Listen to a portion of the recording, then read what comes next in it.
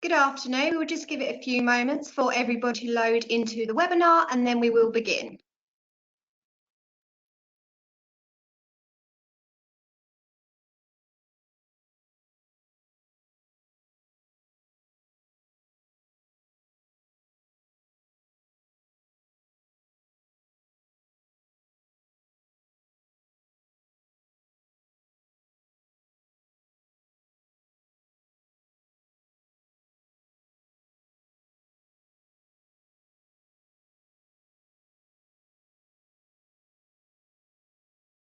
Hello everybody, welcome to our webinar today, Equine Tech, Help Our Hindrance. We really appreciate you all showing up today.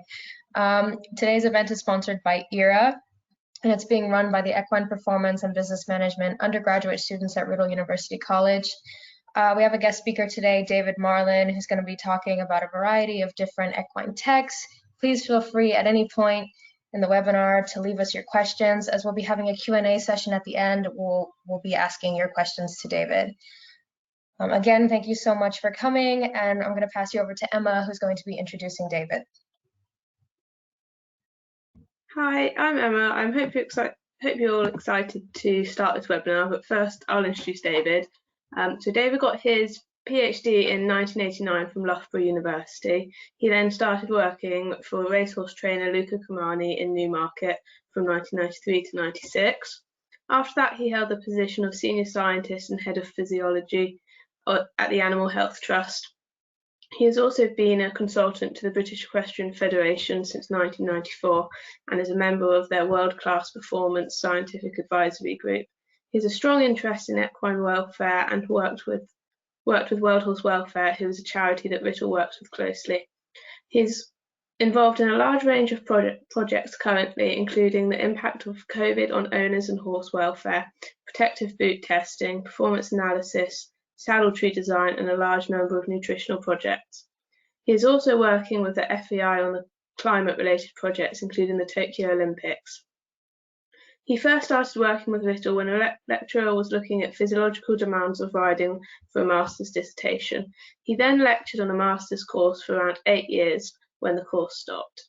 He has also collaborated with different staff on and off since. In the past few years, he's been working with Roberta on head collar safety and projects relating to saddles. I will now pass over to David to get started with this webinar. Thank you very much, Emma. So if you can set me to share my screen.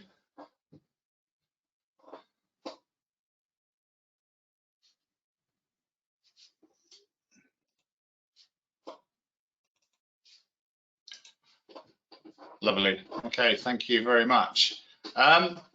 So this is a topic I'm really very interested in, and it's something. I mean, I've got a little bit of a background in electronics and computing. It's something I studied at university alongside my sort of biology type subjects. And when I first started in working with horses for my PhD, I ended up building quite a lot of stuff because at that time there wasn't a lot of ready-made technology around. So I ended up building masks to collect gas. I ended up building all sorts of different kind of equipment to do different things. So I've got a perhaps an amateur interest in equine tech, but of course nowadays I actually have a professional interest in equine tech because equine tech can help make our jobs potentially easier, can allow us to do some interesting things, and it's there potentially to give a performance advantage as well as being involved in potentially improving welfare. So what I wanted to start off with was to launch some polls here, just to ask you some questions about your sort of involvement with technology. And this first question is about any sorry, I think we've got the wrong one up actually. I think these might be in the wrong order. Sorry, that might be my fault. Okay, let me I'm going to start from the other end and try again. So this is my fault. Okay. Have you used any of these forms of equine tech in the past? You can tick all that apply.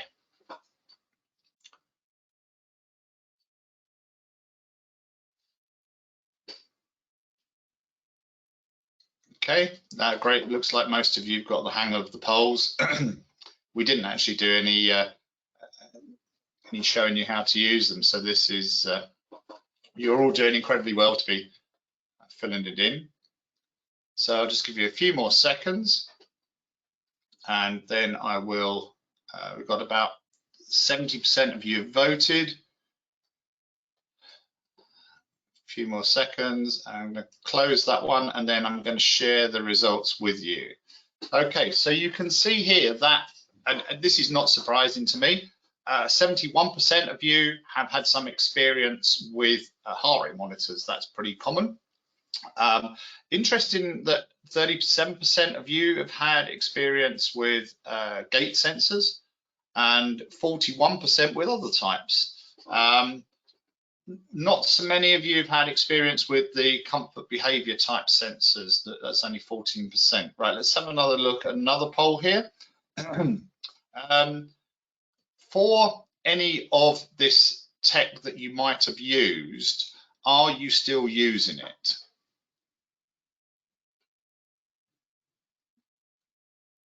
Sorry, this is not, something's happened there. I don't think I can reshare this poll because I shared it. It might be my mistake for putting it in the wrong order. Sorry about that. Okay, what I'm going to ask you now is, what do you think of equine tech? Is it something you never use? Do you think it's gimmicky? Do you think it's sometimes useful? Only really useful perhaps for professionals, or very useful? Okay, we've got about 70% of you voted, 75, 70, 82. Okay, and I'm going to, last few seconds.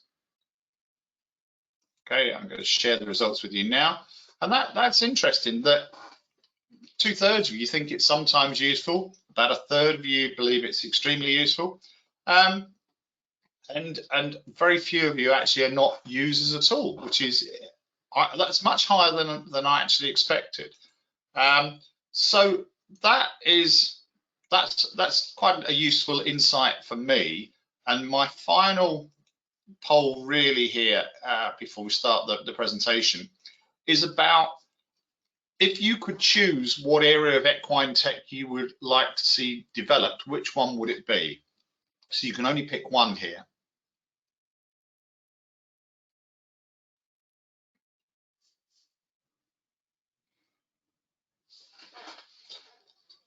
It's a very interesting. I could of course see the results as they're coming in, so I have an advantage. That's why I'm slightly amused by this. You'll see why. We've got 85% of you voted. Okay, I'm going to stop that and show you there, and I'm going to share the results with you now. So very few of you are worried about your own health and safety. We see that all the time whenever we ask riders. That's not unusual. 50%, almost, of you would like to see horse health monitoring, about 1/3 horse and rider performance, only about 10% general husbandry stable care. All right, that's really, I think for me, that's actually very insightful. So thank you very much for taking part in those polls. Okay, so what does technology make you think of? Does it make you think of any of these things? Down the bottom, we've got a sort of food packing processing, huge industry. We've got technology in cars, we've got 3D printers, we've got software, websites, Facebook, Twitter, social media, guitars. I play the guitar. I like the technology that goes into guitars. Or does it make you think of some of these things? This toothbrush up here is a 300-pound high-tech toothbrush. Drones, video doorbells, Alexa, things like this. So I'm guessing that this might make you think of technology. Now, the technology is interesting because there have been suggestions that technology increases or can increase our anxiety level rather than actually making us calmer and helping us. There is some evidence that technology increases anxiety, and possibly any of you have got younger teenage children will know that if you take their phone away, or if they haven't got strong Wi-Fi, or if they've got low battery, that actually causes anxiety. So technology could be a double-edged sword. But if we're going to talk about technology, we need to really start by trying to define, I think, what we mean by technology. So these are some quite widely used definitions. Human knowledge, which involves tools, materials, and systems. And we use technology to extend our abilities. And one thought is that people are the most important part of any technological system. Now that may be changing, because although people are required to build the technology, as you'll see, there is a lot of autonomous technology being developed, which is technology that can learn for itself, machines that can learn for themselves. So if we go back a long time, this would have been considered high tech. If you saw somebody making a fire and you've never seen a fire before, you would be quite impressed by that. You would think this person was very advanced. Making tools at some stage wasn't something simple that everyone knew how to do. And of course, the invention of the wheel. So we tend to think of high tech tends to be in the period you are in, and the high tech that we experience now, in another 100 years, people will be looking back and thinking that is old tech. So I'm guessing some of the audience might have been around in the 1970s and 1980s, but these sort of things were considered then to be high tech. The ability to go into space, a computer would not have looked like a computer that you're familiar with now. The first Apples, the BBC Model B, mobile phones, that is one of the first mobile phones. The ZX81 computer. Now, today, all of the computing power probably that you can see on this screen would not match up to the computing power in a smartphone, like say one of the Apple or Samsung phones. They would have more computing power than all of these things probably put together. So that just really illustrates how technology has moved on. And we've said technology is human knowledge involving tools, materials, and systems. We can also describe technology as products, processes, or organizations. And if we think about more developed countries, then that's one of the global classifications that some of you may be familiar with as to how different countries are classified. Essentially, technology is everywhere in more developed countries, whether it's in entertainment, whether it's in transport, emergency services, engineering, production, teaching, medicine. Technology it's everywhere in our lives. And we use technology really to try and do more than we could do without it. But as I say, it's been considered that people are the most important part of any system because of having to build it, design it, run it. But that is changing. But still, at the end of the day, we must be the central, most important part of any system, because we are supposedly, well, at the moment, we design technology so that we benefit from it. We're not designing technology for the benefit of other planets. We are not designing technology for the benefits, well, I was going to say for the benefits of other animals, but potentially perhaps we would be. There's always, when you have technology, there is always controversy not far away. If the Olympics had run last summer, 2020, then I would sure have been having a news story from the 2020 Tokyo Olympics talking about some technology controversy. So I have to go back to the 2018 Winter Olympics. That's the last Olympics we had. And some of you may remember there was questioning over the skeleton bob suits used by Don Parsons, one of the Britain's skeleton bob team, because he was performing much higher than expected, and that was being put down to his suits. And of course, these suits have not been without controversy in the Olympics. If you go back to the shark skin suits that were used in swimming, so technology in sport there to give an advantage. Fortunately, he won the bronze medal, and he wasn't found to have used, or Team GB weren't found to have used technology illegally. But we see this in other sports as well, in other events such as Formula One. There's always arguments over whether technology being used and whether it's legal or not within the rules. So let's try and have a look at these two terms, science and technology, because we've been talking, really just about technology, but often we see the phrase science and technology. And in fact, they're very similar and closely related, because science is knowledge that we gain through doing things, whereas technology is the use of that knowledge to make and do things.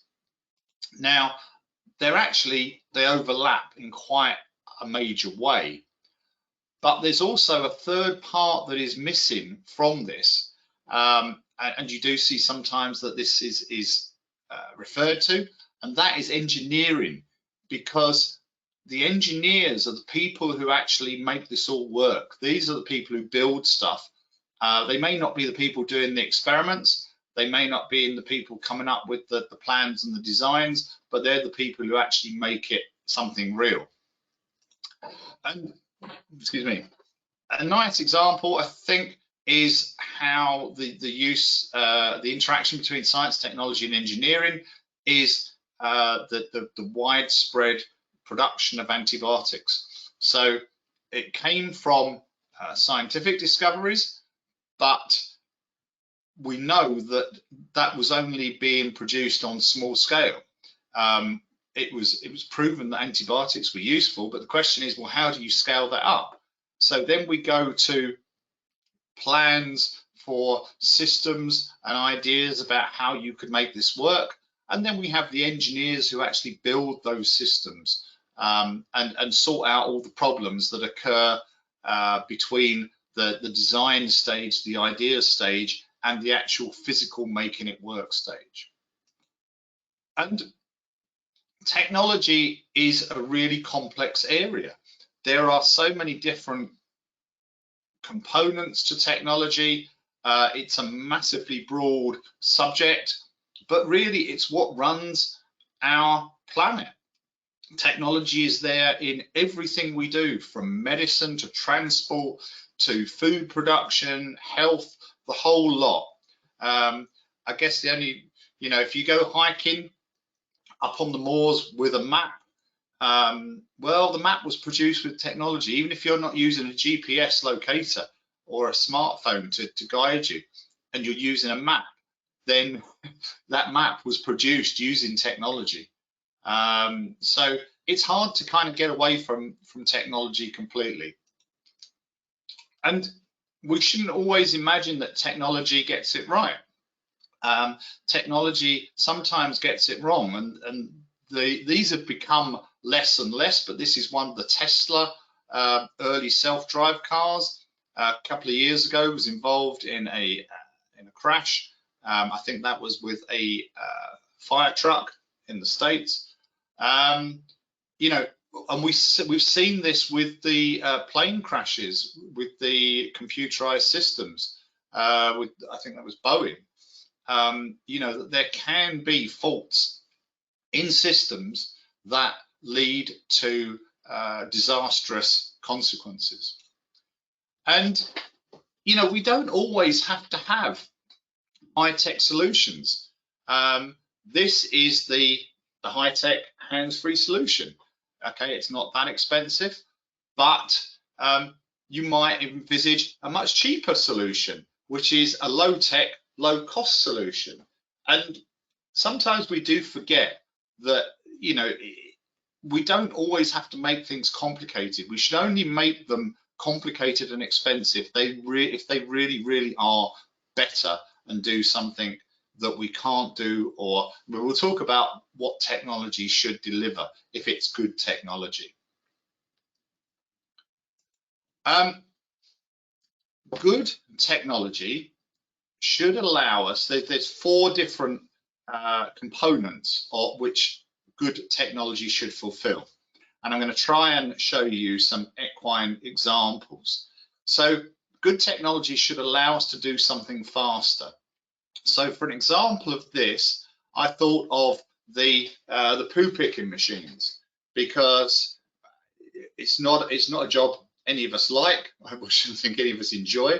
It is important, we know, from controlling parasite burden and also making the paddocks look nice.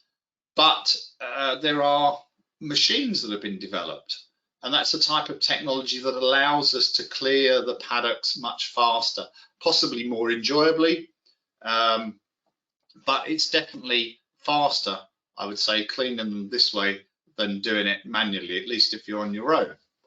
So this would fulfill the criteria of good technology. It allows us to clear the paddocks much faster. Good technology should allow us to do something better than we can do it without that technology. And for here, I thought of an example of a grooming machine.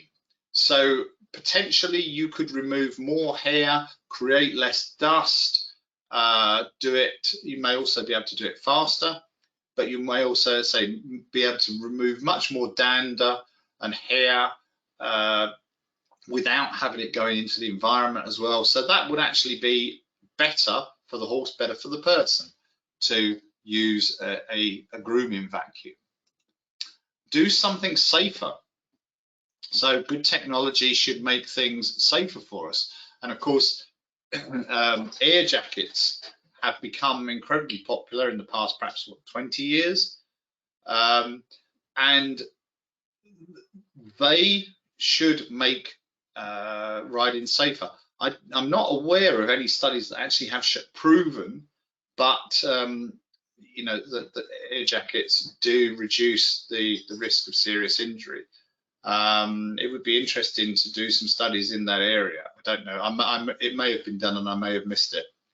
But this is an interesting, you know, type of technology. It makes sense that it would protect in the instance of a fall, particularly where the horse is landing on top of the rider. I do have a slightly funny story where when these first came out, I had a high-speed camera, and I was at a trade show and I asked if I could try the jacket out, and the company said, yeah, sure. And I said, would you video me trying it out, please? And when, of course, because it was 1,000 frames per second slow motion, I was able to calculate how long it took the jacket to inflate. And unfortunately for the company, the time that I measured didn't match their quoted inflation time. And they actually had to redesign the valve, which they weren't very happy about. So yes, I don't think anyone would ever let me film myself in an air jacket again. And finally, good technology should allow us to do something new, something that we can't do at the moment. And for this, I was thinking of the VERT sensor, which tells you about your horse's head position while you're riding. I guess you could, you can't really easily do this on your own unless you've got mirrors. And of course, as soon as you start to look in mirrors as you're riding, you slightly change your position. So I was thinking this is something new, but there will be many examples of different types of technology, I think, that would fit into these faster, better, safer, or new. We may come across some of those as we go through this presentation. And of course, not all technology is good. This was a story not that long ago from a jockey who was using a shock device in races. In Australia, I think possibly also America, the term they use is jiggers. They have been used, as I say, they've been used probably more widely, or at least been detected more widely in racing than in other disciplines. And you know, this is technology. It's not good technology. It's not morally acceptable, but it has occurred. And of course, this is not proven at the moment. This is a suspected case of the use of electric shock spurs.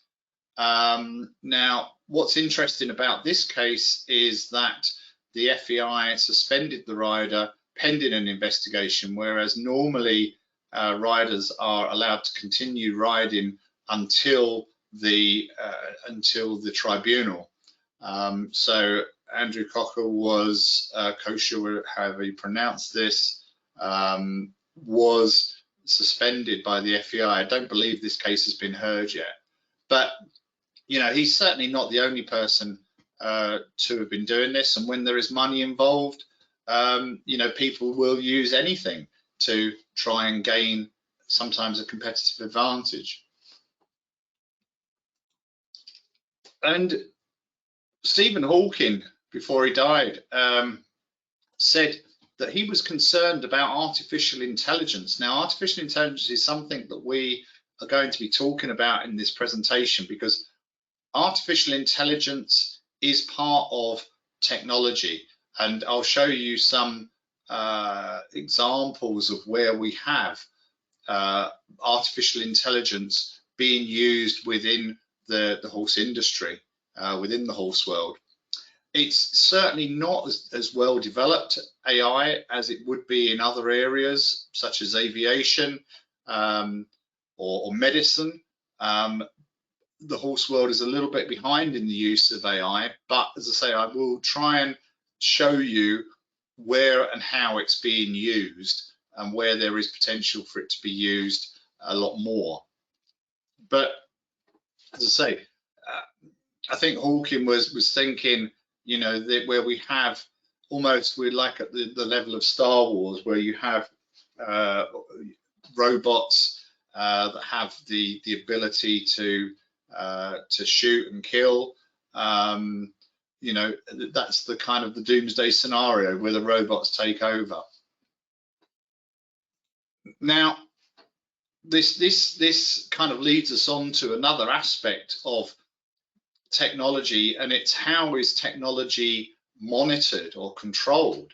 And there is a group called the Good Technology Collective, and they are trying to oversee how, it's an independent group, how technology is used or misused, and trying to help give some sort of control in this area.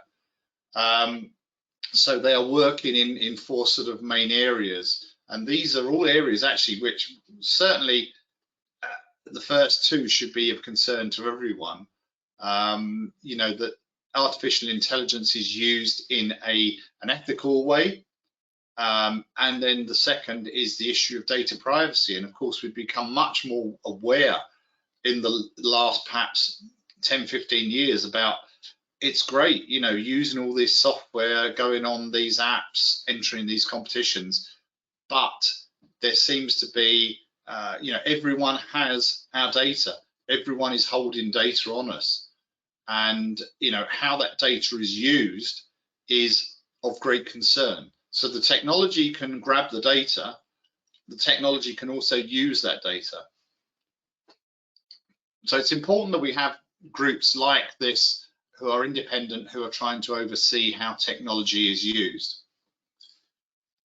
So before we start to talk in real detail about some of the equine technology, I just need to flag up this idea of how we talk about when technology is introduced into a community.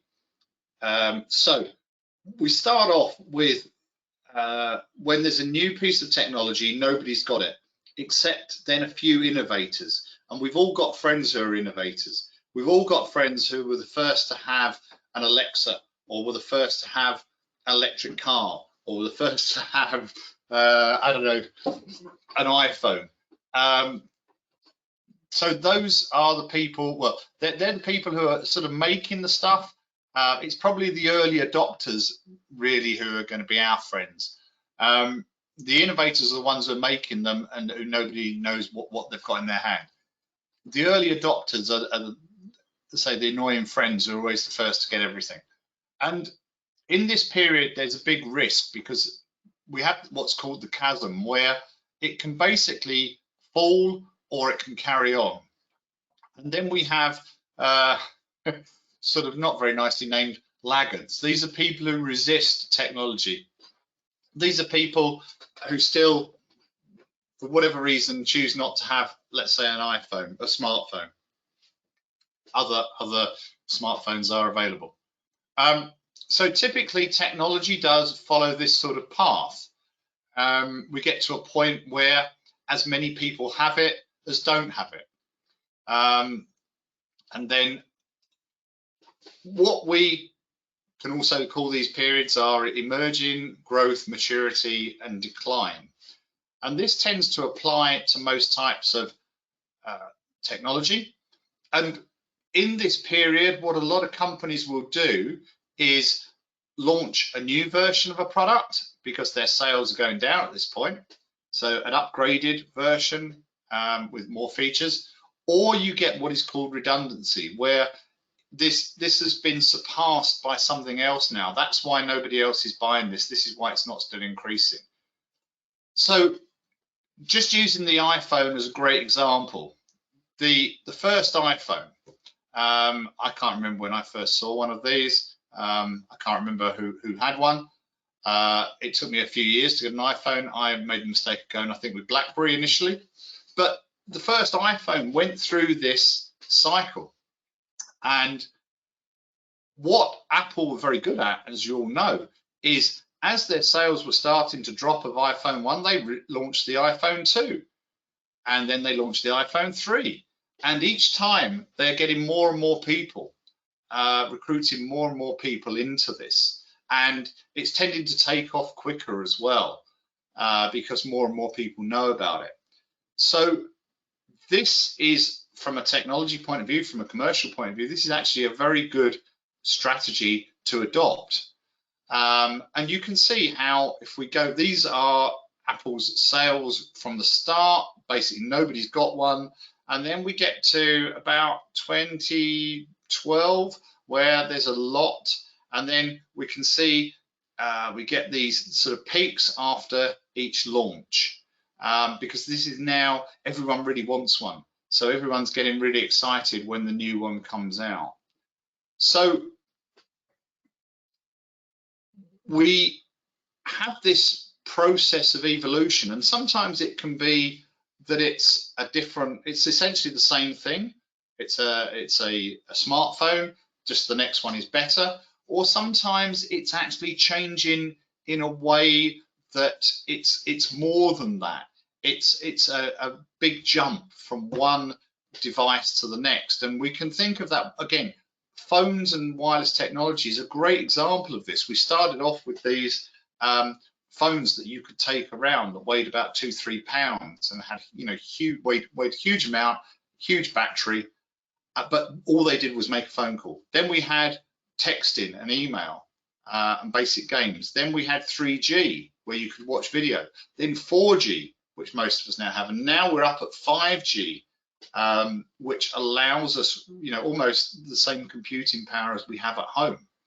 So this process of evolution is really important, but this concept of redundancy is also really important as well, because how many of you have got a VHS? I would imagine I do still actually have one. I don't use it. It's stored away in my little museum of stuff. But VHS players, they were the thing for a while, but they got superseded by DVDs. Then this got superseded by on demand, Sky. So each time this is, televisions that just you could only watch what was on at that time became redundant. The ability to record took over, but then different forms of recording have taken over. So each time, essentially, each one of these pieces of technology becomes redundant. And what can make things redundant is what we call disruptive technology.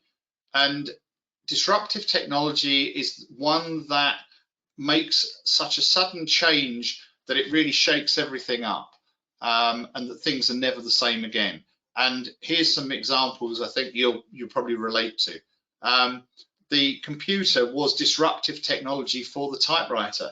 Nobody needed or needs typewriters anymore, unless you sort of have a hankering for olden day times, and like doing things at half or quarter of the speed. So this is one perfect, possibly one of the best examples of disruptive technology. Who has a landline anymore? We don't need a landline now that smartphones are so good, and the quality of signal. And who writes letters anymore? Email has been disruptive technology as far as letter writing. That combined with the fact that I think now a first class stamp is 85 pence, which I learned that on a quiz that we were doing a few nights ago. I couldn't believe, I thought it was 47 pence. Shows how often I send letters. So disruptive technology is something that really interests me, because this is the sort of stuff that makes a major change in how we do things.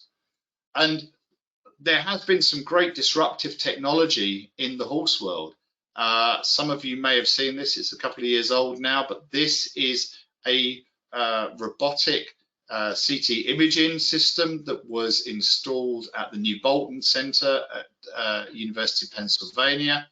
The horse is sedated, as you can see the face is covered, but the robot can move the cameras all around the horse to get full 3D images. And these images are absolutely stunning. This is, looks like an image of the neck of a horse. This actually was one that was published by them, but this is phenomenal in terms of the quality of image that we can see here.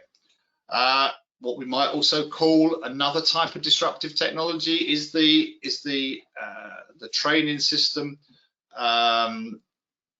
Kurt Systems, down, I believe I've never visited actually. I think it's down in around Berkshire, Lambourne, Reading, that area. But this is an automated training system. There is a track which the cars run on. The horses are strapped in here. You don't have to have them ridden by jockeys. You can control the speed. Is it good? Is it bad? It's different. I haven't seen too many of these built anywhere else. I should think, I hate to think what the cost of something like this is, but it's certainly disruptive. It's certainly innovative. Does it do things better, faster, safer? Does it do things we couldn't do before? Possibly. But it's certainly interesting technology, whatever your view. But technology in marketing is not always used honestly. Technology is used a lot in marketing.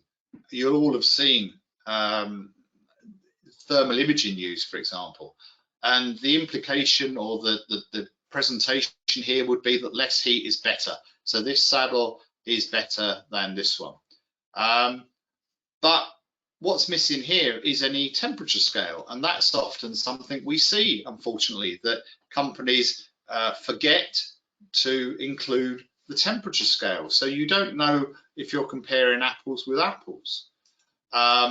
This is another another advert that I found online. This is for a company that 2 weeks after using their product, they are claiming that the horse has reduced inflammation. Now, there's no scales on these. There's no dates. They're slightly different angles and positions and distances. We can't determine anything from this at all. This is absolutely meaningless, this information. But to me as a scientist it is, to me with knowledge of thermal imaging technology, but to perhaps a consumer, to a horse owner, this may not be misleading. They may take this at face value and say, oh, well, they've done some studies and they're saying the inflammation is reduced. Well, my horse has got inflammation, I'm going to give it a try. And that's not an unreasonable conclusion or judgment to place on this. You are trusting them to present honestly to you, and often, unfortunately, companies don't.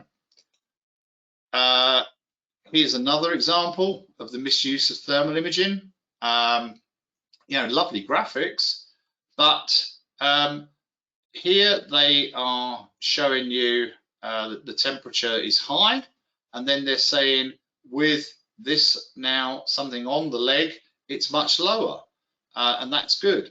But there's no scale. I've got a pinpoint, that's all. They're saying increased blood flow. I'm actually saying increased blood flow, increased temperature, increased inflammation. But lower temperature here is due to insulation. It's not that it's a lower temperature underneath, it'll actually be higher. So this is misleading. They're trying to tell you that this is better, and it's not. You can't conclude. This is a complete mess, but only perhaps if you have that training or understanding of the technology and the use of that technology. I believe we are having we're going to have a short break, and I'm not sure at what point. I'm sure someone will come on and tell me. We were going to do 40 minutes and then have a break. I'm not sure. I forgot to check whether it's 40 minutes of me speaking or 40 minutes from the start of the webinar. So if I'm to stop, I know someone will come on and say that's where we're taking our break, but I'll just carry on for a little bit as no one said anything. Okay. Another, I guess, feature of technology is what we call black boxes. And this tends to be what happens when you have a commercial product. So with a black box, inside could be anything. In fact, our brain is almost the perfect black box because we do not know what's going on inside somebody else's black box, inside their brain. It could be an electronic circuit, because if we don't have the plan for that circuit, we don't know what that circuit's doing. It could be something within a computer, like a program, because if we don't have access to that code, we can't see what that computer's actually doing with that information. So in science, computing, engineering, a black box is a device, a system, or an object which you have an input and you have an output, but you don't know how it works inside. And that's what I say about the brain. You could say a word to me, I could give you a response, but you don't know what has led me to give you that response. You just know the input, which is what you said, you know what I've said, but you don't understand why I've said what I've said. So an example is, as I say, we put something in, we get something out, we know what we put in, we know what's come out. And one example could be with heart rate monitors, because and Polar are, I've just chosen any heart rate monitor. Polar are very good heart rate monitors. Polar do a lot of validation, but still at the end of the day, there's an ECG going into a heart rate monitor and there is a rate coming out. You do not know, the heart rate monitor to you is a black box, because you do not know the process that is going on through the electronics and the software that ends up with this calculation, this figure that's presented to you of 127 beats per minute. It looks right. Is it right? So how do you know if something is accurate? And as I say, this tends to apply to commercial devices, not so much to research devices, where it tends to be, or research studies, where it tends to be much more transparent what's being processed. How do you know it's accurate? Well, the best, of course, is if there is an independent study. And in fact, I kind of remember, this might be one of my studies. Was it one of mine? I can't remember. I think it might be. I can't read it.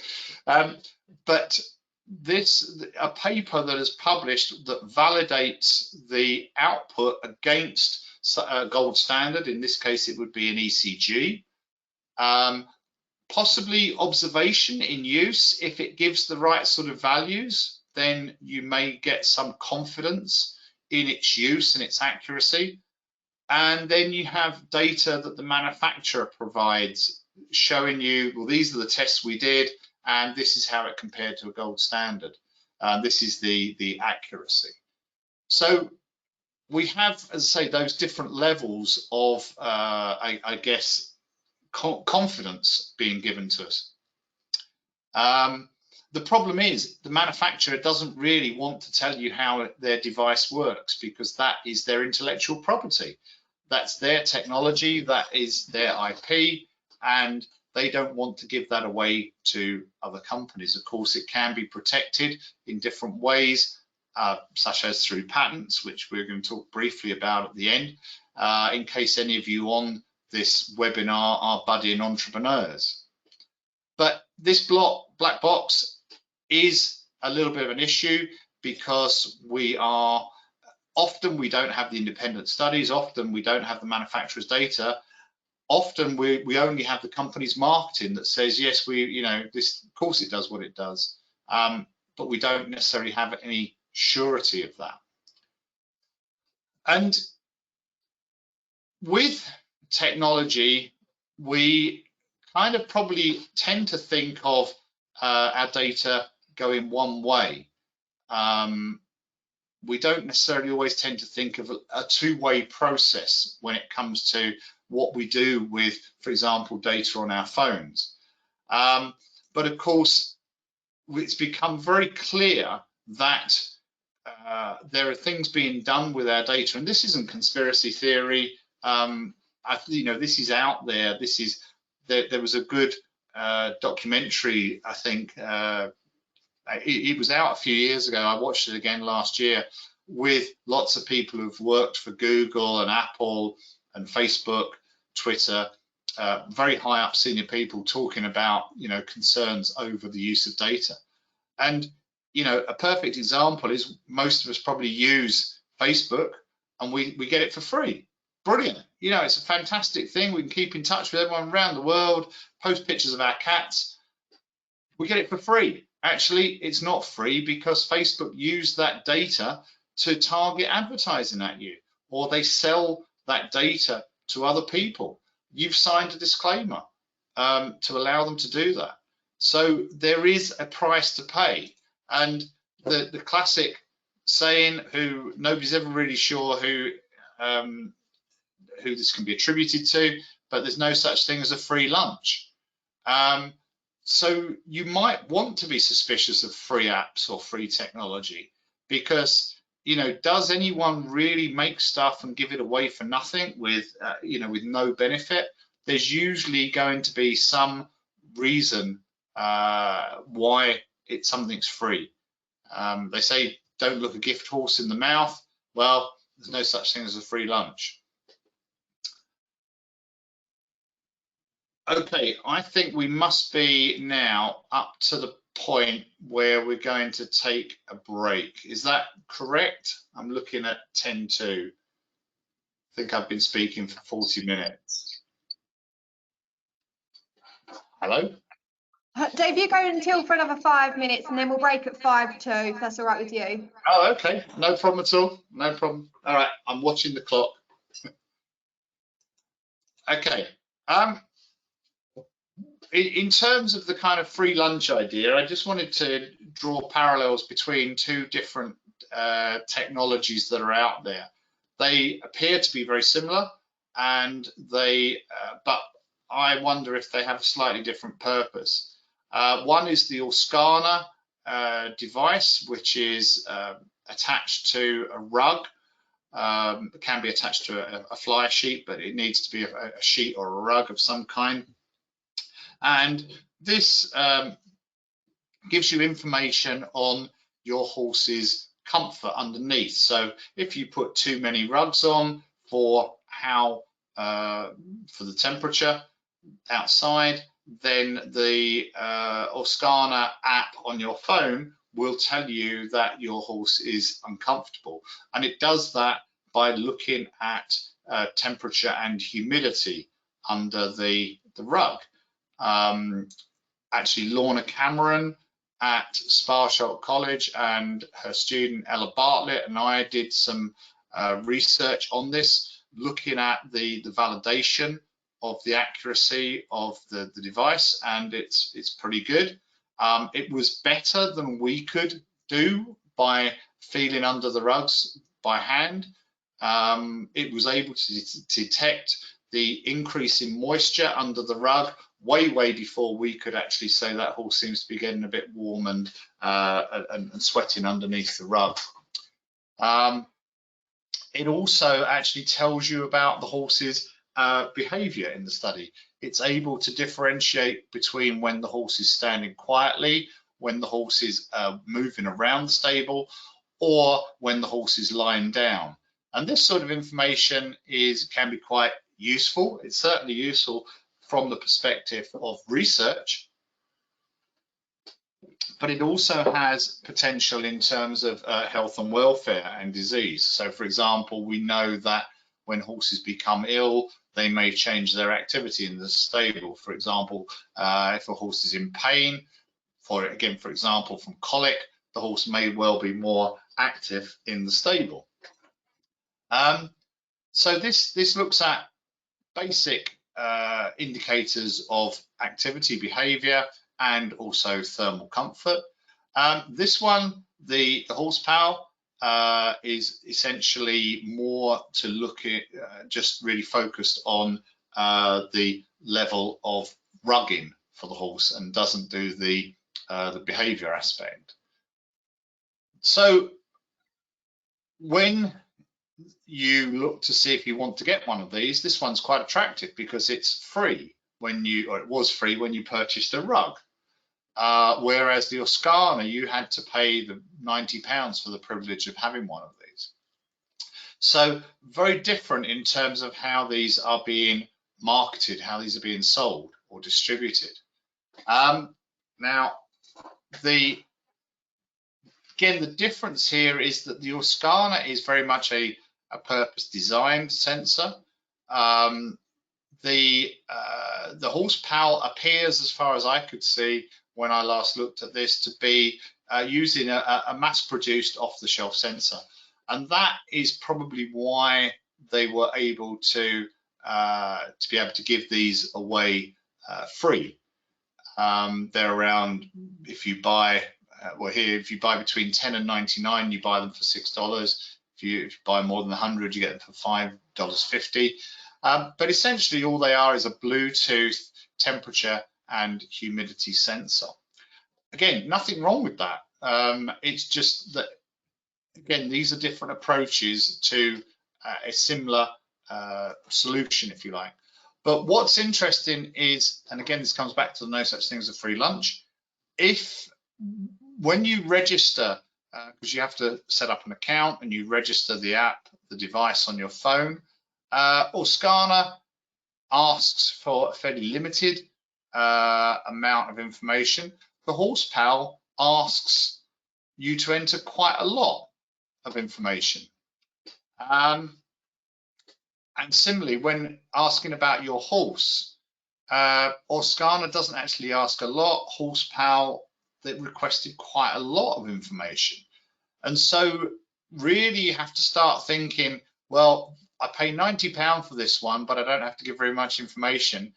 I get this one for free, but they want to know a lot about me and my horse. And, you know, that is back to the no such thing as a free lunch, back to the Facebook model. And, you know, as long as we're aware of this and we're happy to do this, then there's no problem with it. But, you know, the question is, what is being done with your information? And that's true whether it's this device or any of the other devices where you have to register an account. And data security, how your data is being used, who owns the data, all of these things are actually becoming very interesting as technology and the amount of data collected increases almost exponentially. So I think that is now definitely the point where we can break before we start talking about artificial intelligence in part 2. Yeah, I would like to announce that we are having a 10-minute break now, returning at 6:05. Thank you.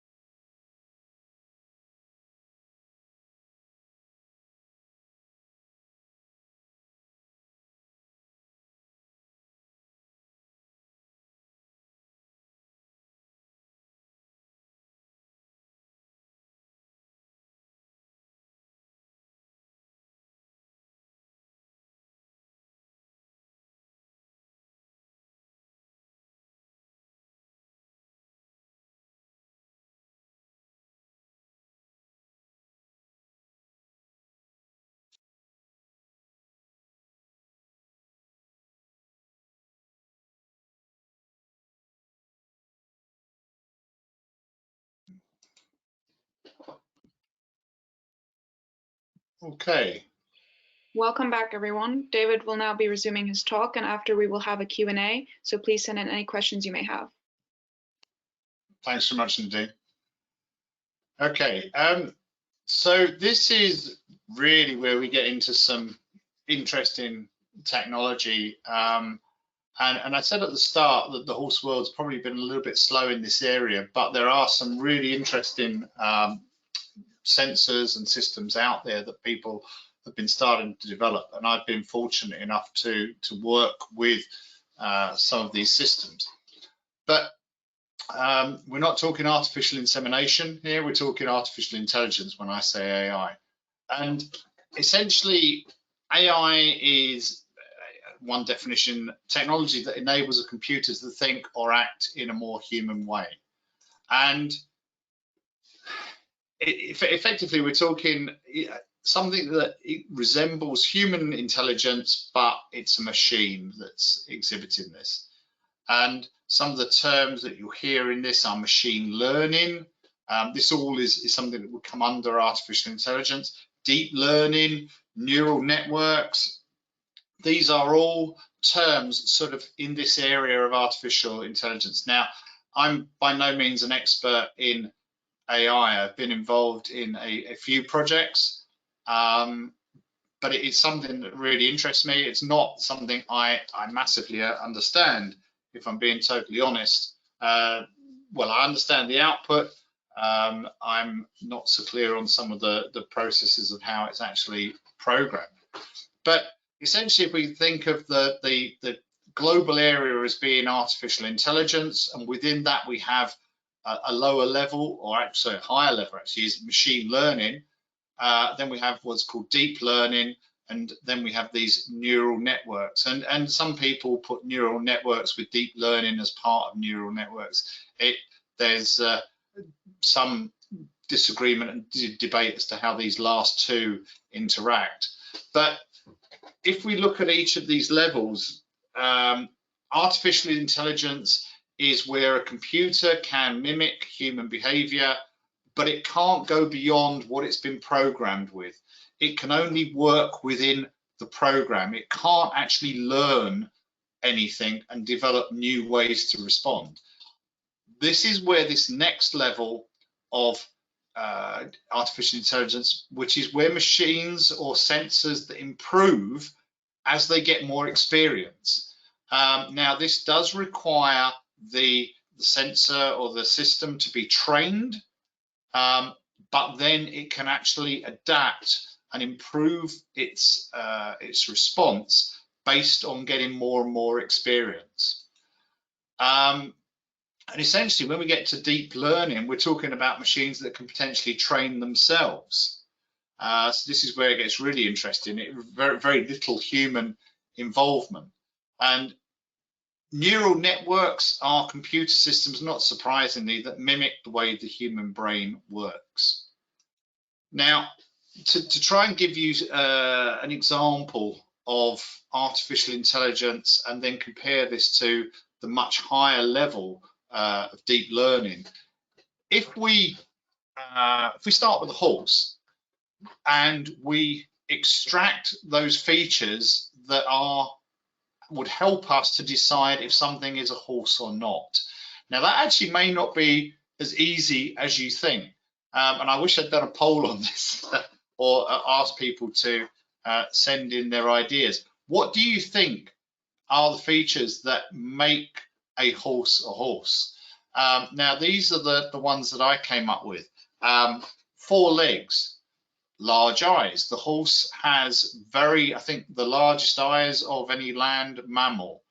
The eyes are on the side of the head, not on the front. The horse is covered in hair, and they have single hooves as opposed to cloven hooves. So those are features that a horse would have. Now, of course, some other, that's not exclusive to a horse, but the first question would be, does it have 4 legs? Now, if it was a person or if it was a chicken, then the answer would be no. So if it has to have 4 legs, then that rules out. It's clearly not a horse if it's only got 2 legs. So we extract these, we find these unique features about what we're trying to identify. And then we develop what's called an algorithm. And I'm going to explain a little bit more about algorithms because these are the basis of how a lot of technology works. So we would then go through asking questions, you know, does it have 4 legs? Yes. Does it have large eyes? Yes. Does it have eyes on the side of its head? Yes. Is it covered in hair? Yes. Does it have a single hooves? Well, if the answer was no, then we could be going down, you know, to another mammal, 4-legged mammal. But then once we have this algorithm programmed correctly, the computer can be given that information and decide whether this is a horse or not, whether what it's being shown is a horse or not. But it can't learn anything. It can only work within this set group of rules, if you like, or processes. It can't do anything that hasn't been programmed into it. Now, this is what we call artificial intelligence. But if we are talking about deep learning, then possibly a system could do this without human involvement. It may not have to have this process of feature extraction. It may be able to extract the features of a horse itself and then decide when it's shown another image whether that is a horse or not. So this is really very different levels of artificial intelligence. And with deep learning, the system should get better the more it actually looks at, the more images it looks at. With this system at the top, the basic artificial intelligence, the basic computer program, it doesn't improve its accuracy the more horses or other animals you put through. But with a deep learning system, a machine learning system, it actually will get better the more it sees.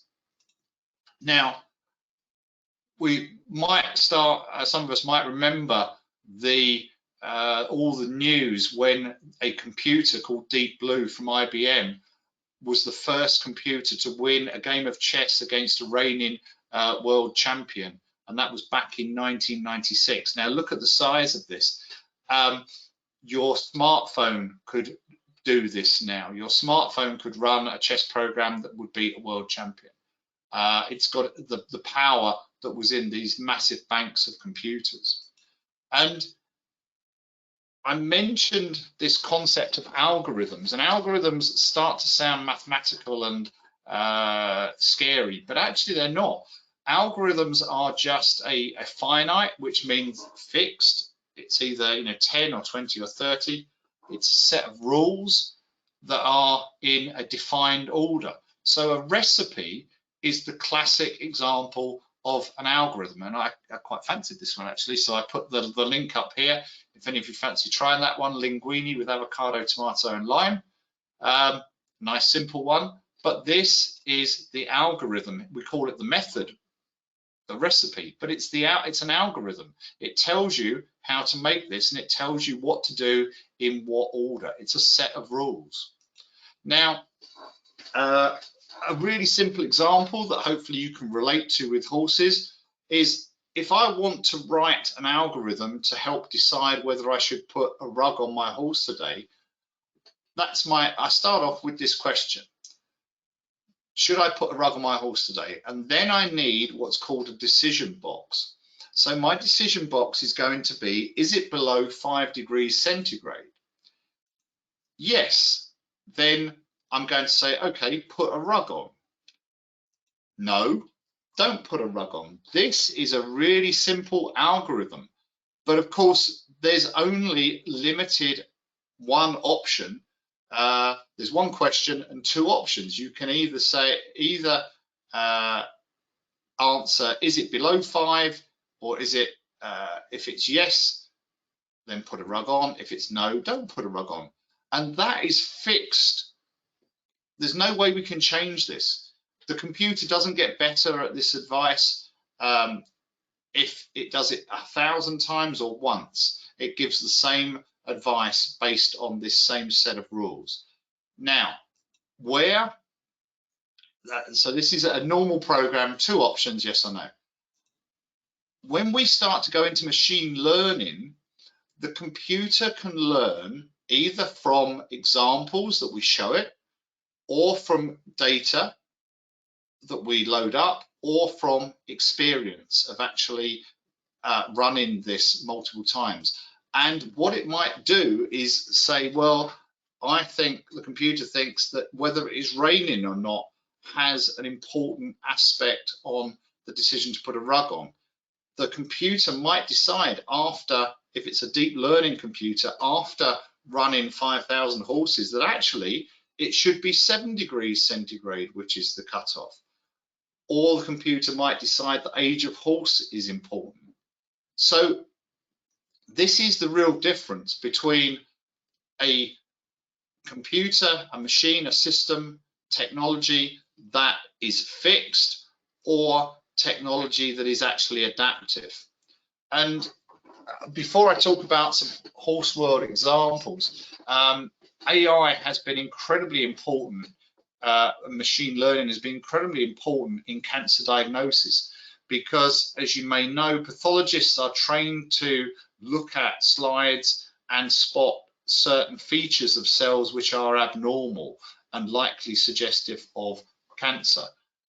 And there are differences, but they're not often as clear-cut as they are here, and they may not be as easy to spot. But what computers are good at is looking at 2 different slides and saying, well, okay, there's a major difference between this one and this one. Now, of course, the computer would still need to know what the final real diagnosis in that person is, in terms of whether this is cancer or not.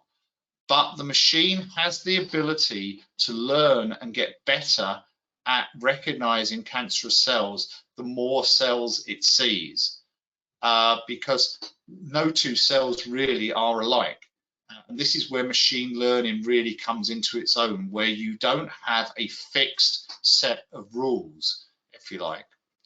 And this can be, quite a complex process.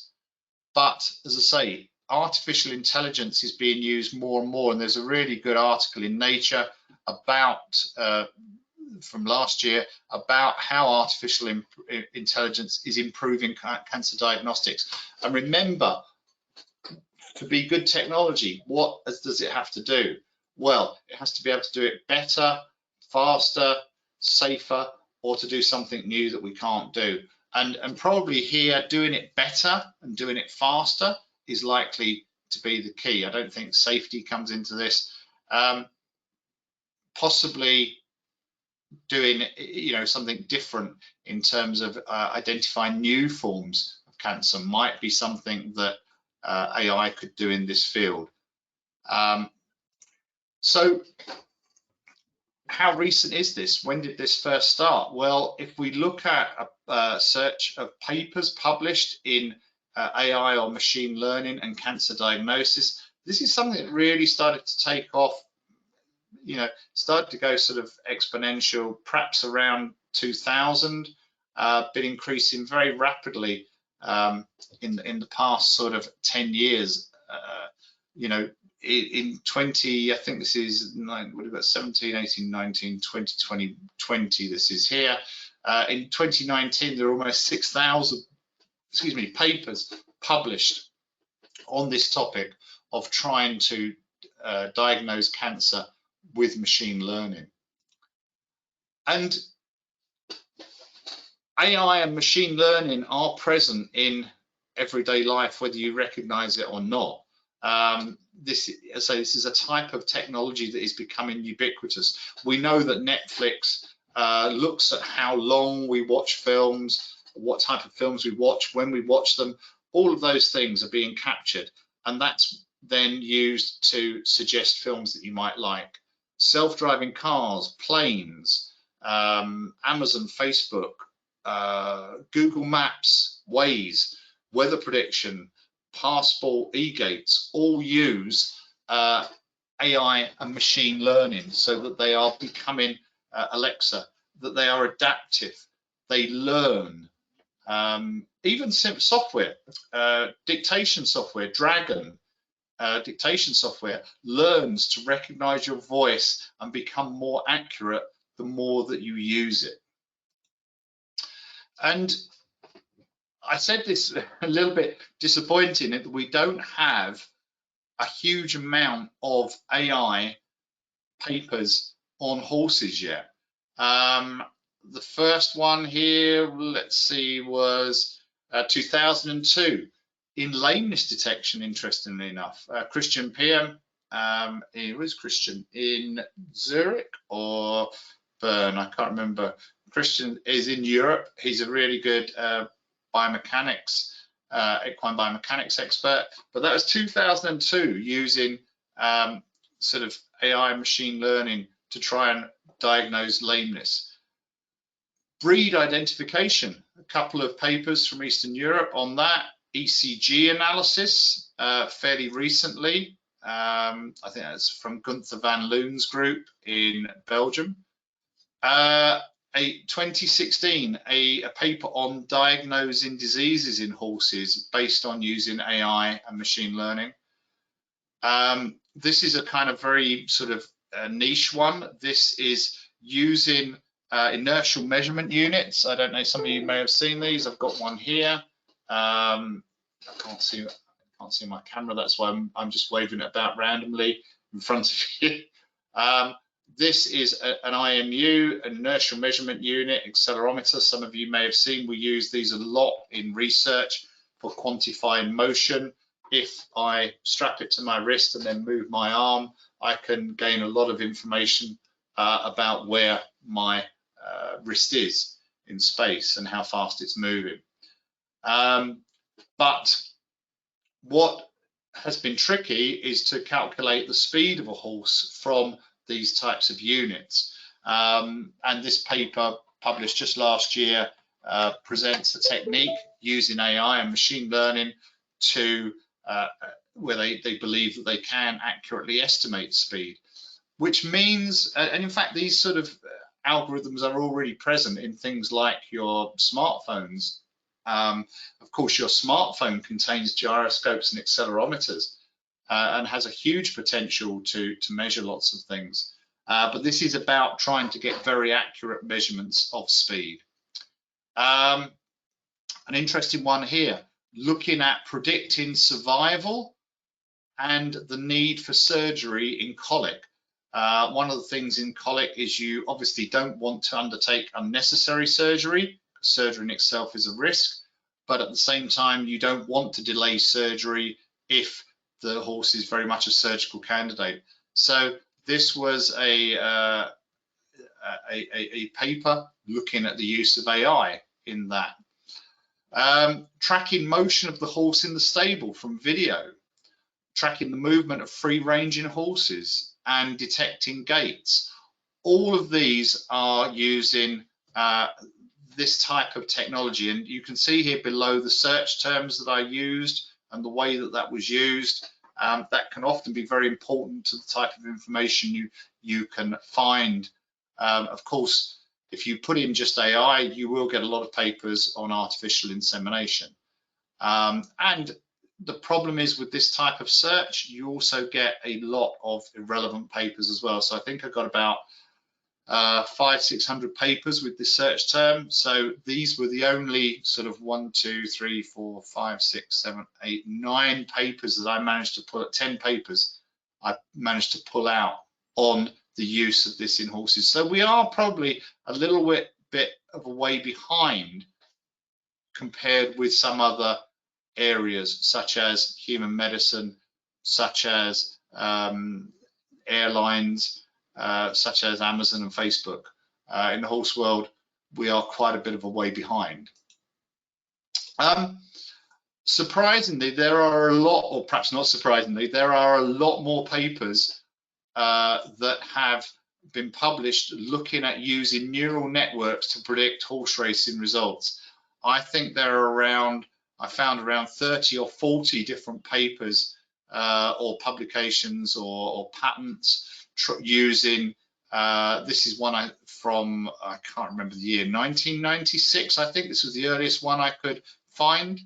And so, yeah, where there's a commercial gain, you'll often find that there's an application that is comes about to try and solve that problem. So the most use that I can find of artificial intelligence in the horse world is in predicting horse racing results. I just wanted to take one very specific example of a device that I know uses AI, machine learning, and neural networks, and that is the Acoustic saddle clip. This is a device I've been working with for a number of years. It offers a lot of advantages to me as a researcher. It offers a lot of advantage to me in my role in working with the British teams on performance-related projects. And if you're not aware of it, it's a sensor. You can see here on the left, a smallish sensor that clips onto the left side of the saddle. It's adjusted for the fact that it's not sitting centrally in their, I'm going to say the word, algorithms. And it's able to, from this position, it's able to provide a lot of different information about how the horse is moving, the gait it's in, the number of transitions, all sorts of information that you would be surprised at, the detail of and the accuracy of which they can supply based on this single sensor here.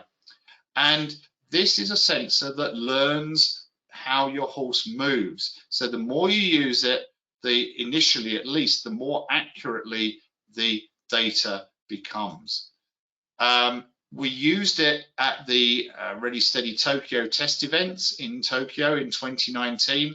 As I'm sure you know, in the Olympics, every venue has to run a test event in every sport to a year before the main games. And you can see here, this is an Acoustic saddle clip on one of the British team horses that went to the test event.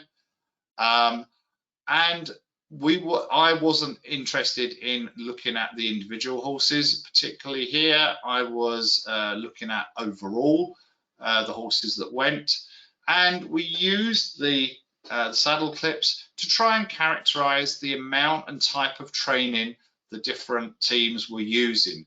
This was confidential information. The information only went back to the individual teams, but I had all of the data and we used that in an anonymized way. And what was interesting is that we looked at the horses, when the international horses that went to the test event, we were able to see how much training they were doing at home in Europe and then how much they did in Japan. And you can see that they did less walk, slightly less trot and slightly less canter when they were in Japan compared to when they're at home. And there was a lot of other information that we were able to gain from this. And in fact, if you want to look at this information, this is in the FEI project report that I wrote and was published shortly after the test event. That is, say, publicly available. And actually, there's a lot of other information on other technology that's included in there as well. But just to go into some of the more complex output that the Acoustic gives you, well, actually the output itself isn't, I wouldn't say is complex. The way in which it is calculated for you is complex. This is incredibly challenging to do, but this is a very nice presentation. So when I download the information from the clip onto my phone, and obviously here I've just anonymized the horse, you can see, I can see for the different days when this horse was being ridden, different amounts of time spent excuse me, in halt, in walk, in trot, and in canter. So that tells me how much time the horse spent in the different gaits and how much total time overall. what is incredibly interesting here is that I can see this rider is very much right biased. Almost 63% of the time, almost twice as much time being spent on the right rein than on the left rein. And again, most riders aren't aware of this when you show this to them. And this can be because the horse goes better on the right. It may be because they are trying to correct a problem with the right rein. But in any case, this abnormal or very asymmetric distribution of time is unlikely to be good from a performance or health perspective. The great thing here, though, is we can see that looking at symmetry indices, here we're looking at the push-off, we can see the difference between the left and right, and we can see this is minimal. Now, if we start to see a drift away to one side or the other, then this could be an indication that there is, well, it's an indication of an asymmetry. So this could be an indication of a lameness, could be an indication of a rider effect or a saddle effect. More than likely, it's an indication of a musculoskeletal issue. So this technology, even on these simple graphs with this rider, there are some pretty useful feedback that we could give to a rider based on this output. And the app is much more complex than this and provides a huge amount of feedback. I've only just shown some examples here.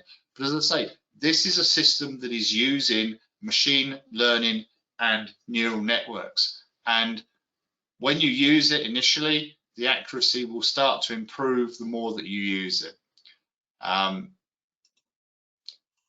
Here's some other examples of equine tech that we used at the Tokyo 2019 test event. We've talked about the Oscana already.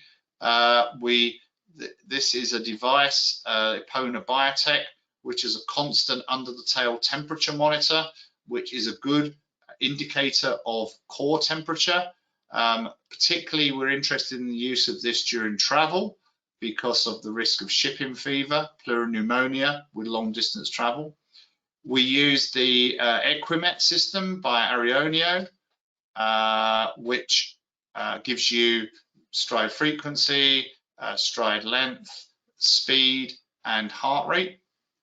We used a new beta app on, not available on iPhone yet, but on Android, which gives us the horse's ECG and heart rate off of a standard polar heart rate handle. And that was trialed by the vets for horses that came out of competing to look for arrhythmias.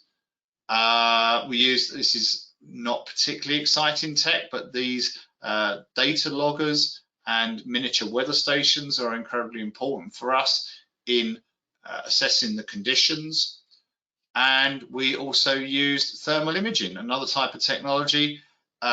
Here we were using thermal imaging to try and see if from non-invasively we could assess core temperature of the horses from external measurements. And this was quite interesting because everything that's written about thermal imaging tells us that we can't do this. Actually, in a hot environment, you can use thermal imaging as a good approximation of the horse's internal body temperature. So some of these here would be related to welfare, the under the tail, the thermal imaging, and the ECG. Some of them may well be more related to performance and behavior. But with any tech, one of the things we should be concerned about is the accuracy and reliability. And this is one I've selected for various reasons, because it doesn't, I can't find anywhere that shows me the validation of this app and how it's been set up. I can't find any information about the people behind it. I can't.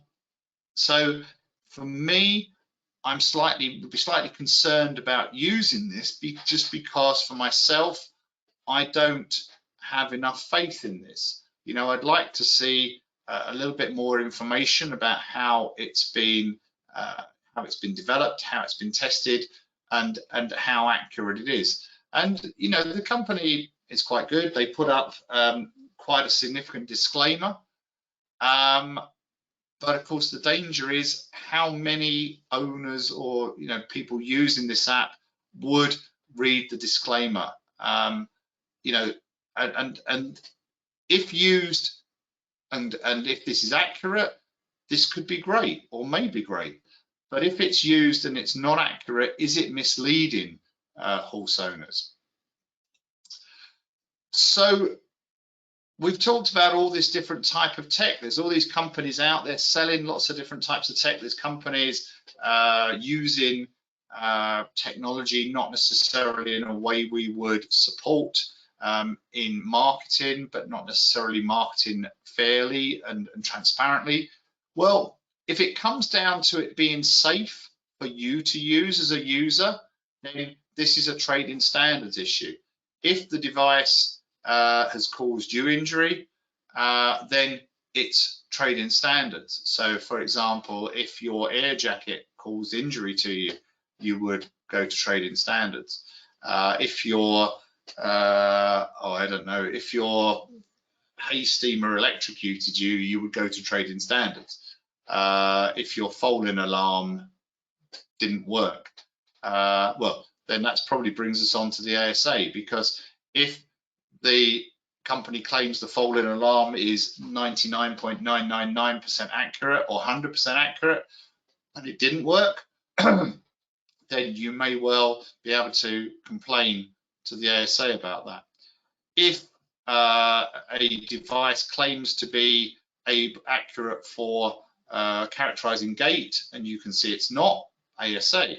If it claims it will prevent tendon injuries, then that's a medicinal claim, and that would be the Veterinary Medicines Directorate. So we have these potentially different controls. The problem is these bodies tend to only work on complaints. So if nobody complains about something, then they're unlikely to be investigated. Excuse me. So, if you do find something that's wrong, you shouldn't be concerned. First of all, you would take it up with the company. But if you don't get a satisfactory response, you do have potential redress through national trading standards, through the Advertising Standards Authority, and through the Veterinary Medicines Directorate. And if you are complaining as an individual, they will not identify you to the company that you are making the complaint about. And I would say that most companies that are acting honestly will be happy to answer your questions. They will be able to answer them clearly. They will be able to explain to you and reassure you. If a company is being obstructive and not wishing to engage, then that's probably not a great sign. So, to kind of summarize, these are some things I think you should look or think about when you're looking at technology. And the questions we started off with: does it do something faster, better, safer, or something new? Are the claims about it credible? If it says this bandage will prevent tendon injuries, do you really believe that? We've never had anything that can prevent tendon injuries. We even struggle sometimes to identify when a horse is at risk of a tendon injury. Are the claims that they're making supported? Where is the evidence? Is it just their evidence? Do they have independent evidence? Testimonials, they're not great really evidence really. So has it been validated? Is there good evidence from published papers, or are they showing you data? So even the company's own data saying, we tested 100 horses and it got the fact that it was a horse right in 100 times. Much better if it's independent. At least, I guess, if they've done some of their own validation, that's worth taking notice of. But do we really need it? Anyone really need a toaster that's got a TV on the side? I don't think I need one. Hi, David. Sorry to interrupt. We've got about 5 minutes left until the Q&A. Sure. So Are you an equine tech entrepreneur? Some of you, I wonder, who are on this presentation might be thinking, you know, you've got an idea. Well, I've got hopefully some advice for you. Do your research. You know, you might think you've got a great idea, but somebody else might have already thought that's a great idea. It may already exist. It may only exist as a patent. It may not be a finished product. It may be something that was launched and failed. So do your research, find out if it's already been done. The next thing is do some market research. You think it's a good idea, but does the consumer want it? Now, this can be risky because once you go out to market research, you are exposing your idea effectively to, you know, to the wider public. So therefore, it's possible, if your idea isn't protected, for somebody else to go, oh, that's a good idea, I'm going to do that. Is it feasible? Does the technology exist, or can it easily be developed? And many of you may realize that a lot of developments in technology are limited by something really, really basic, and that has been battery design. The size of batteries and the power of batteries has limited many good ideas in the last sort of 50 years. Now, battery technology is improving, but there does appear to be limits at the moment as to how far it can go. So, you know, it may be great, but you might need something the size of a car battery to run it, and that's not going to fit in a rider's pocket. If you have come up with something new, protect your intellectual property. There are lots of places you can look at about how to do this, and you can do it in different ways. You can protect your design. Excuse me.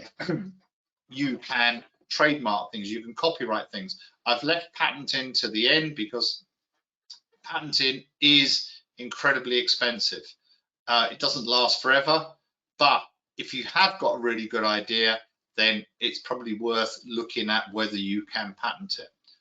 If you're talking to other people, use a non-disclosure agreement. It's worth paying to a solicitor a few £100 to get a very good non-disclosure agreement. This can be a one-way, which means what people tell you, you have to treat in confidence, or one way in which only what you tell them has to be treated in confidence. Normally what people want to have in a discussion is a mutual NDA, and that would define the areas of which you're discussing confidentiality and which you must not discuss with anyone else.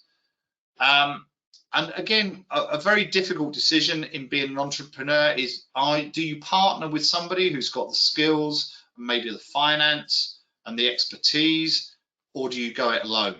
Go it alone can be good, it means you don't have to share your profits with anyone, but going it alone means you don't have to get anyone else's approval or agreement on projects and things to do, but it can be challenging to develop technology in particular on your own. People do it.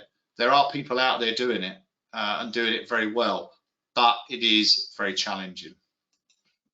So just to finish up, a little bit of a reminder that yesterday's high tech is today's museum exhibits, whether it's in aviation, computing, telecommunications, or even in research.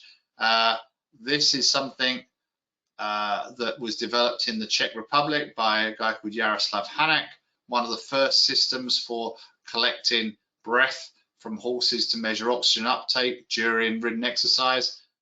This was a system excuse me, that I was fortunate enough to work with and help develop and validate and apply at the Animal Health Trust in collaboration with Birmingham University, actually, back in maybe the late 80s, I think it was, early 90s. But these are all museum pieces now. Essentially, they're not really of any use. And my final parting word to you is that today's high tech is tomorrow's museum exhibits. So in 50 years' time, you shouldn't be surprised if you see some of these things, if we were still around, in museums. Thank you very much.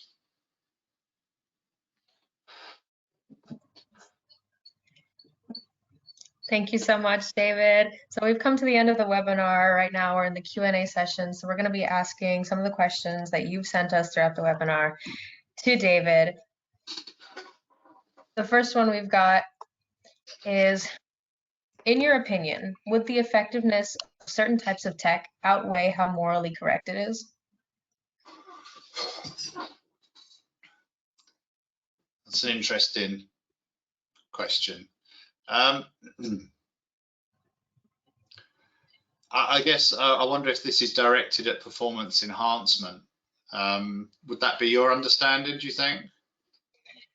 Yeah, one of the ones I was thinking of were the shock spurs that you spoke about. Yeah, I think that probably relates to that question. Yeah, I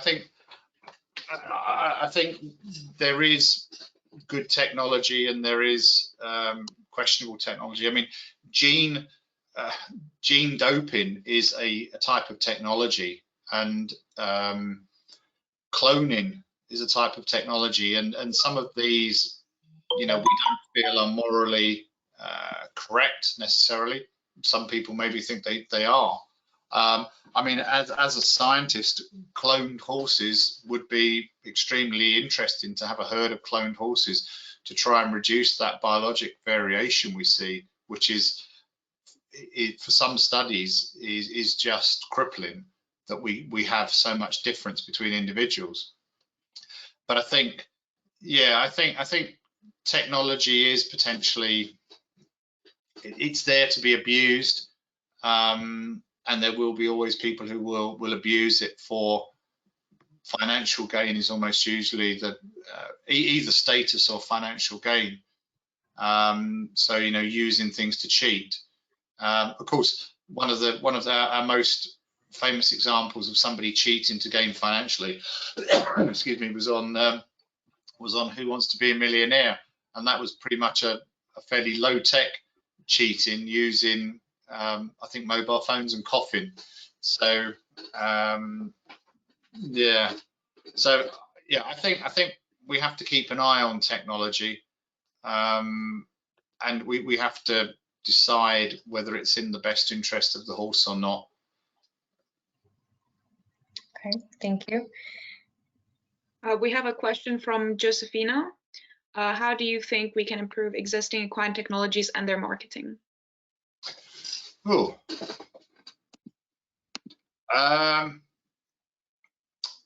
that's an interesting one.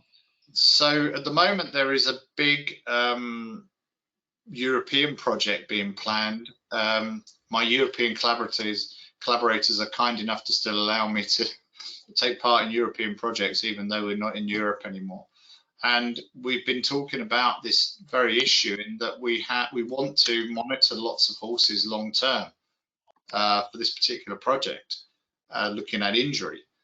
But the question is, what technology do we use? So some technology is affordable, some technology companies are prepared to provide, but isn't validated. So we're talking about, well, we're going to have to do a major validation study ourselves in order to decide, which technology we should use. I think if consumers start asking the difficult questions to the companies, that is probably one of the best ways to get for companies to stop trying to abuse marketing, and making outrageous claims that they can't support. I don't need to name any products. Everyone knows examples of companies that really push the line and step over the line. Their marketing and advertising is illegal because they're making claims that they are false claims because they can't support them. So I think if consumers can ask the questions and say, right, I want to use this heart rate monitor. Has this been validated in horses? Please show me the links to the papers or the documents that you've produced showing that it's accurate. But I think, unfortunately, consumers are very trusting and assume that this has been done. I think a lot more people are becoming a lot more aware about, technology and asking, does it do what it's supposed to do? You know, people are becoming much more tech savvy, shall we say. Anna has said, are there any tech innovations that may be useful within the current equine industry but do not yet exist?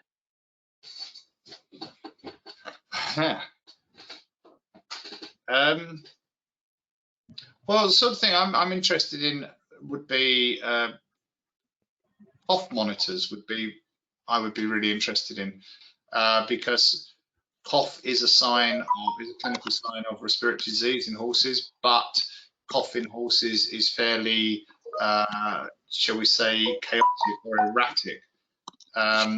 Horses can cough 3 or 4 times in a few minutes and then not cough for 3 hours, and then cough perhaps 10 times in the next 5 minutes. Whereas with people, we tend to cough, as you probably heard me, unfortunately, tend to cough fairly regularly. So detecting the level of cough in horses is quite hard.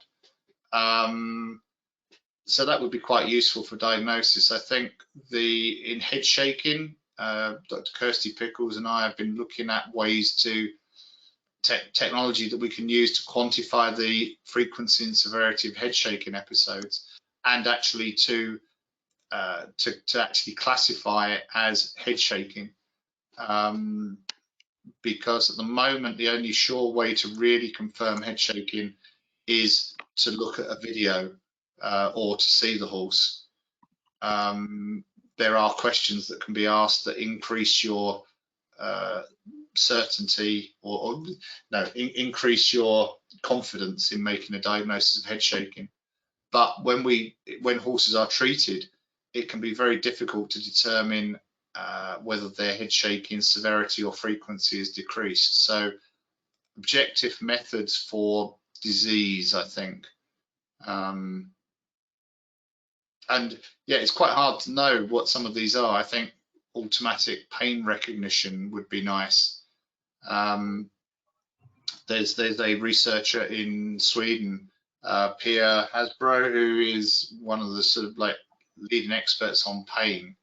And in fact, I was invited to be part of a Scandinavian pain AI project some years ago, which never really got off the ground.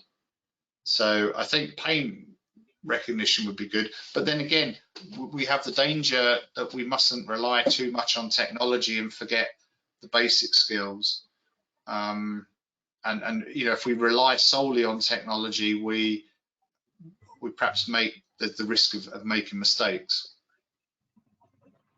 That's a good question.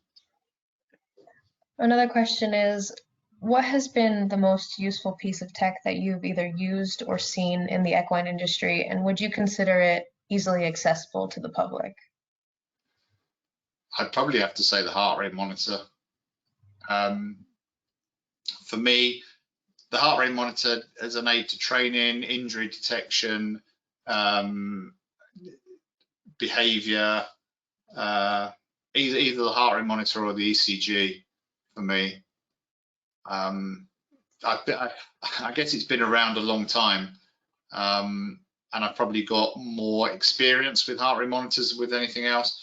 But you know, I can gain so much insight into what's going on with let's say, you know, around a show jumping or a dressage test or a cross country or a polo game.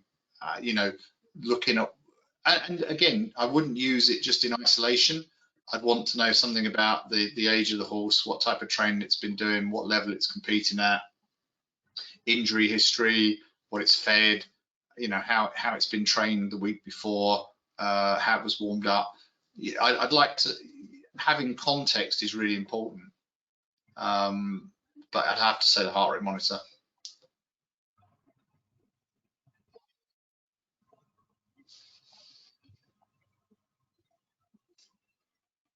Are we, does that mean we're done? Nobody speaking? Oh, sorry, I was on mute. Oh. What do you feel about celebrity endorsements such as Olympic riders and encouraging selling of equine health monitoring technology? Yeah, that's a tricky one, isn't it? You know, at the end of the day, being a professional rider for most people is a business. You know, professional riders, most of them will be sponsored by a certain saddle brand, a certain feed company, will endorse products. It's a tricky one. It's a good way to get out to people. I think it does influence a lot of people to know that such and such rider uses. You'd hope the rider's being honest and that they really do use it and they really do believe in it. I think, you know, it's much easier to see if they're sponsored by a brand of protective boots. If they're wearing those boots around badminton, then they obviously believe those boots work.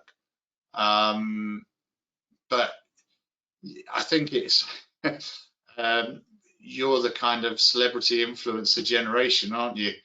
I'm kind of less so. My children are celebrity influenced. I think it's just we have to accept that's the way it is. And yeah, it's a tough one. Right, those, you know, professional riders have to make a living, and you just hope they're being honest about what they're endorsing and that they believe in it and that they do use it. Hopefully most of them would.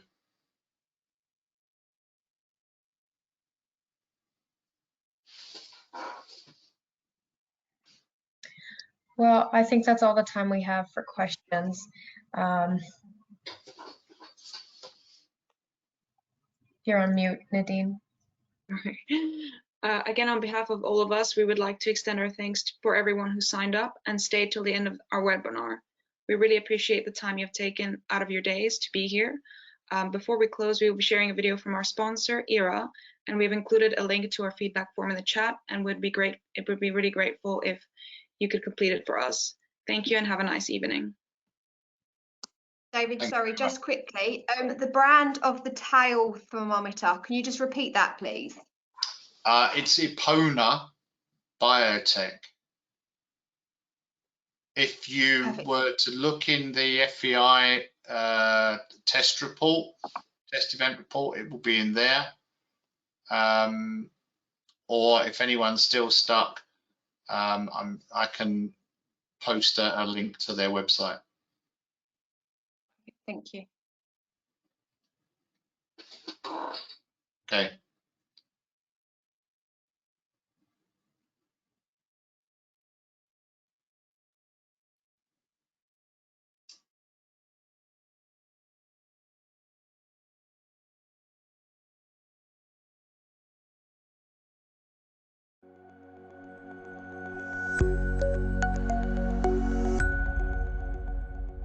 My name's Don Shawcase. I work as a knowledge exchange lead at the University of Kent, specialising in artificial intelligence. Sustainability Monitor, they're a very, very keen business to work with the University of Kent, and they've also had several innovation internships, and they're a great supporter of the innovation and enterprise team on the campus. Over the last 2 years, we've worked on 4 projects with ERA. We've had the good fortune to have one research project working with the reader in IT at the university, who produced a report on digital asset management systems for us. And we've had 3 interns who worked with us over the summer. The position I had applied for at Sustainability Monitor was around helping and aiding the team in research and marketing, as I was able to provide such insightful and helpful aid to the team. One of the major outcomes from this internship was that they offered me a part-time role at Sustainability Monitor as a research and digital marketing analyst, and I was very happy to accept it. I can't imagine why a business wouldn't choose to have an ERA intern. It allows you to experiment at a very low cost, a very low effort. The students are extraordinarily clever, and they have the skills that we need today. They have those digital skills, those social media skills that we need. So ERA allows you to work with the next generation at almost no cost to yourself. So when I was first looking into the internships and work experiences, I was also very lost. But after I've completed the internship, I now understand that even the slightest work experience and an insight into how companies actually work in real life is very helpful, not only for your future career, but also your current studies, as it gives you more in-depth and like an outlook into how the material you're learning could help a company in the future. So I would very much recommend applying to either a work experience, an insight day, or an internship. Because of ERA, we've now worked with 3 different departments within the University of Kent. We've worked with the Business Studies School, we've worked with the School of Digital Arts, and we've worked with the IT department. And each of them bringing something to our company which wasn't there before. You need to have as many different inputs into your business as possible, and only at that academic level can you get high quality people who know what they're talking about in social media, digital, creative arts, and we've been able to benefit from all 3. So any company that's thinking about doing this, they shouldn't really think about it at all, just apply immediately, because it takes half an hour to fill in a form, and then you are able to work with an intern for 12 weeks. And you can progress so far with a project in 12 weeks.